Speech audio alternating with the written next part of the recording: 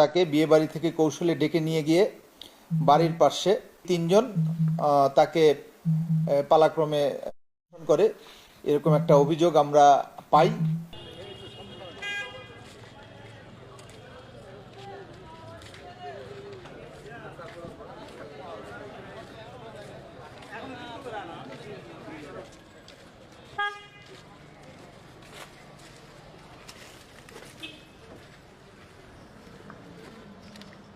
অভিযোগ পাওয়ার সাথে সাথেই আমি নিয়ামতপুর থানার অফিসার ইনচার্জকে কঠোরভাবে নির্দেশনা দিই এবং দুইটা আমরা টিম গঠন করি।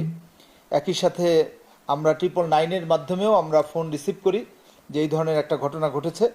পরে আমরা পুলিশ এবং স্থানীয় জনসাধারণের সহায়তায় অভিযুক্ত যে তিনজন তাদেরকে আমরা গ্রেফতার করি এবং আপনারা দেখেছেন যে একটু আগে আমি আমার অফিসে তাদেরকে নিয়ে এসেছিলাম এবং তাদেরকে আমি জিজ্ঞাসাবাদ করেছি। এর মধ্যে দুইজন স্বীকার করেছে, আরেকজন স্বীকার করে নাই।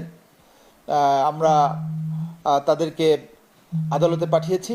তাদের বিরুদ্ধে নারী ও শিশু নির্যাতন দমন আইনের 9-3 অর্থাৎ গণধর্ষণের ধারায় মামলা রুজু করা হয়েছে এবং ওই এলাকায় আমাদের টহল জোরদার আছে। এই ধরনের যে কোনো ঘটনা যদি ঘটে নওগাঁ জেলা পুলিশ এই ধরনের ঘটনা প্রতিরোধে সার্বক্ষণিকভাবে তৎপর আছে। আমি তো এদেরকে প্রাথমিকভাবে আমরা যেটা করেছি যে এরকম কোনো ঘটনার আমরা পাই নাই। যে দুইজন এখানে ছিল তাদেরকে জিজ্ঞাসাবাদ করেছি, বাট এই বিষয়ে তদন্ত অব্যাহত আছে।